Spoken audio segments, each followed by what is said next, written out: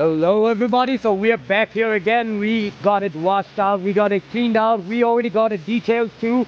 We did an oil change on it. It's almost ready for the sale, but we are gonna do one more thing. We're gonna make it look nice, we're gonna make it look sporty and beautiful. So we're gonna powder coat all these wheels and make it look good. I was trying to do this too, but it's too much work, so we're gonna keep it right away. But we're gonna get it sorted out right now.